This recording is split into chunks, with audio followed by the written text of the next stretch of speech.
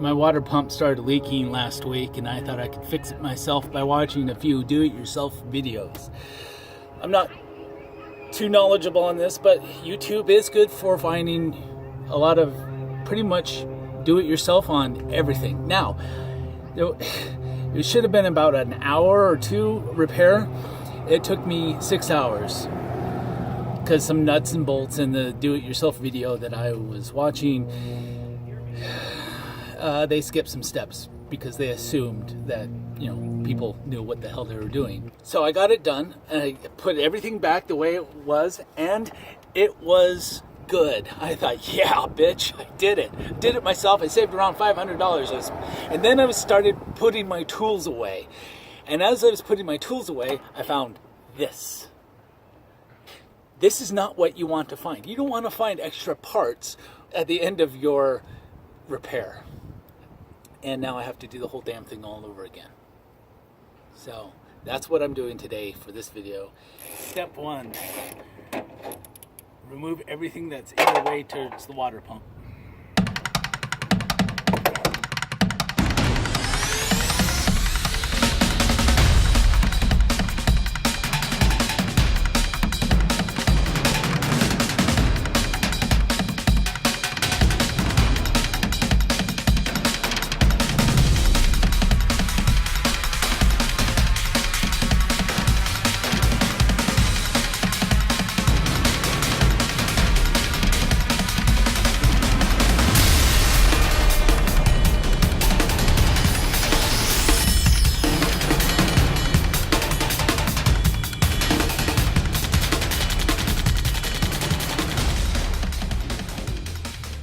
Engine fan, there are 3 bolts, and one of them is in a very difficult spot.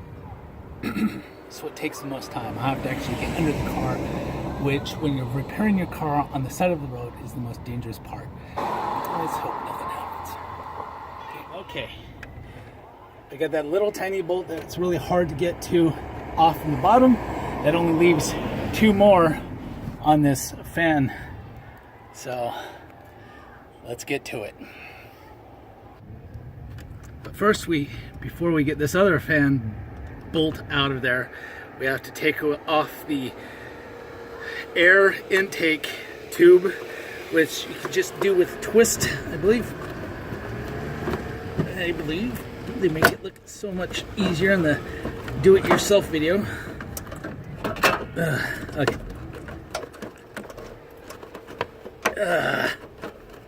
Pain in the ass. Oh, there we go. Air intake valve out. Oh. Okay, so now there's one little bolt right there.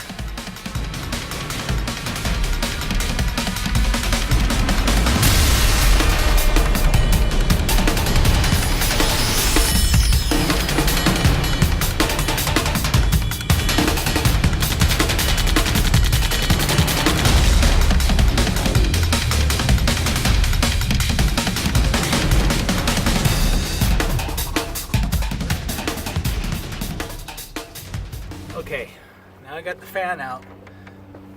There's the timing belt.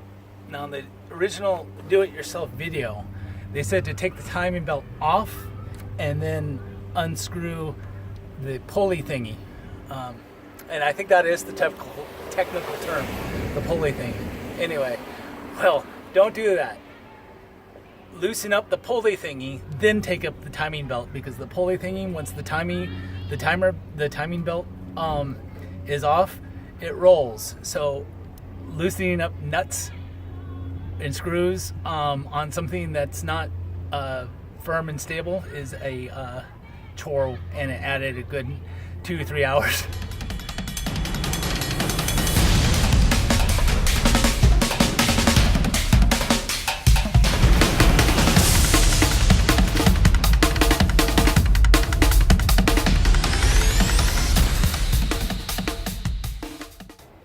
Voila. Push down on the pulley thingy, pulls off. Now you can take off your belt.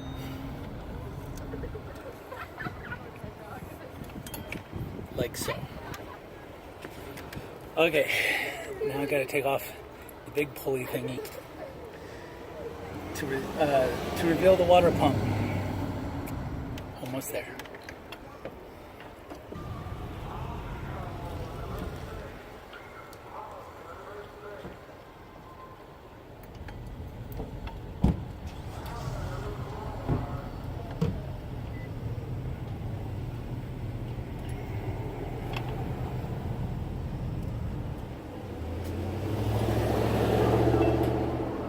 Pulley thingy's off now. Oh, dude.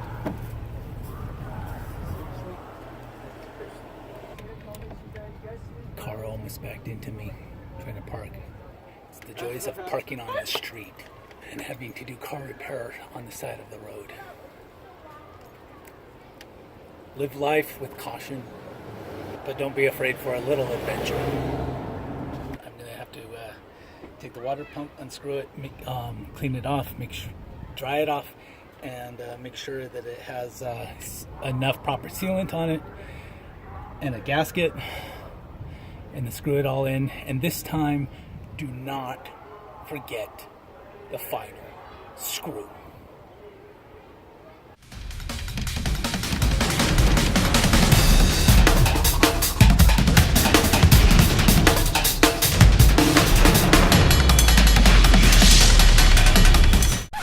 Car's backing up again, so I have to move.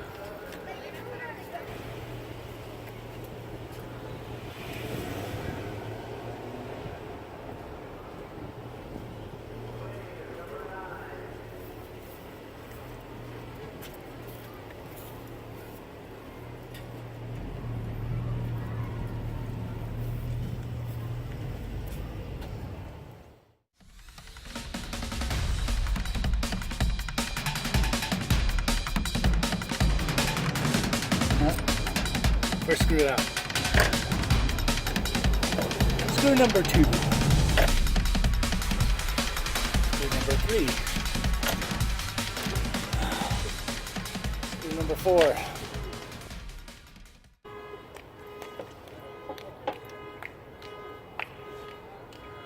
I believe that's all of them. So now I just gotta pry it off of the engine, the water pump, clean it off, and put a new sealant, gasket, whatever. Here we go.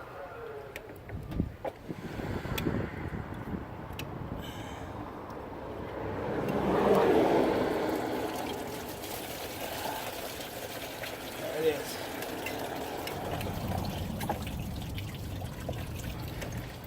Also note, you should be draining any antifreeze out before you do that. There's a valve down here at the bottom of the radiator that you pull and you drain. I skipped that level, and now all the coolant that was in the car, in the water pump, went into the little pan that I placed down there underneath the car. So yeah, so what I'm doing now is, let me show you. Cleaning off all this here, putting a new gasket on, put new sealant and stuff. Technically, you should be taking all this off and doing this on a nice flat surface, nice clean surface. But I'm not gonna. I'm just gonna do it. I'm cutting corners, damn it. Don't judge me. Also, I forgot to mention that before you start any of this type of repair, you should unplug the negative power coupling to your battery. Time to clean the water pump.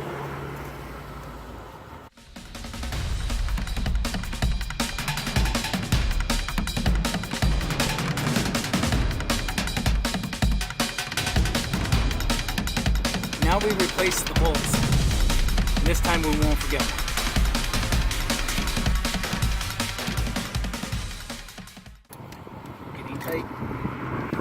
Tight. Okay.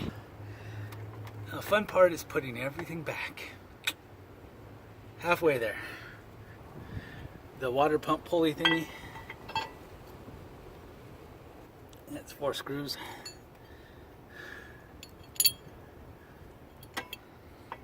Now I'm reinstalling the first pulley thingy.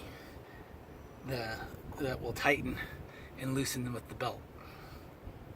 Let's put the belt back on.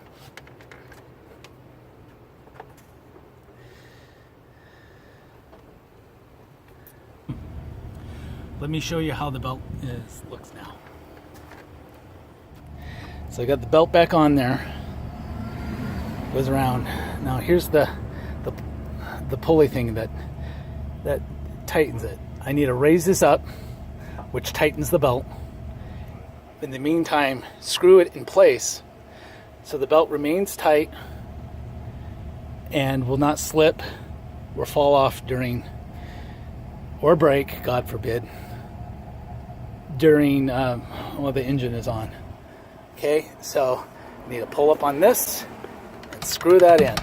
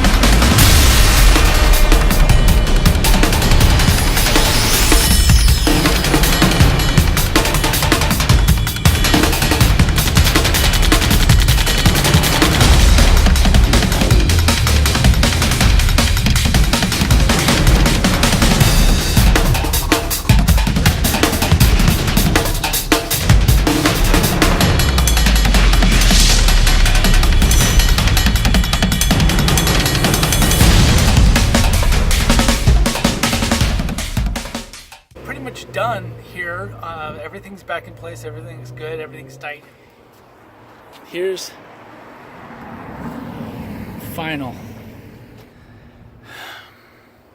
If you're brave, start doing your own repair work. You'll find it a lot easier than you think and save a hunk of money at the same time. Hey everybody, yesterday is when I was fixing my car and replacing the water pump, and on the way to go get some coolant for my car, I dropped my phone and broke it. So I had to get that fixed. It took overnight, got the phone repaired, so now I can record again, hence different shirt, different day. So to continue on with what we're doing, I resealed the water pump, and now I went and got this to hedge my bets. This is a cooling system repair, which is supposed to stop leaks. The blue side should lubricate the water pump. The gray side will stop leaks from happening internally. So hopefully this stuff will work. Hopefully it actually won't be needed, but just in case, I'm going to put the entire contents. Now I haven't put any coolant in here. It's just like I left it yesterday when I did the repair. So I'll just dump all this stuff in here. Now you can pick this stuff up at any auto parts store, and there's a lot of different products. This is not I'm not getting any money for this, but it's just a stop leak situation.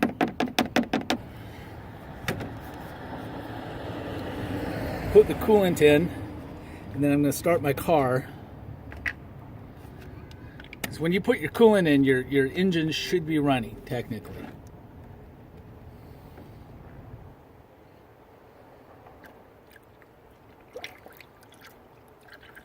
You just start to put a little coolant in first. And then we'll look under the car to see if there's any drips coming out.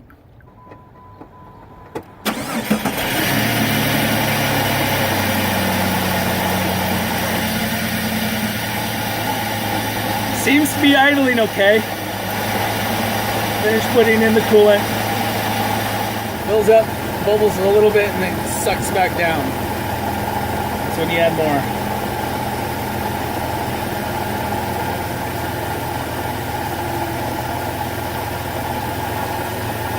Check underneath.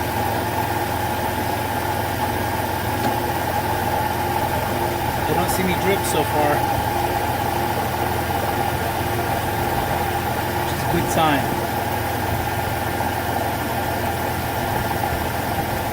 Level seems to be holding. I'm going to just top it off just a little bit more, put the cap on.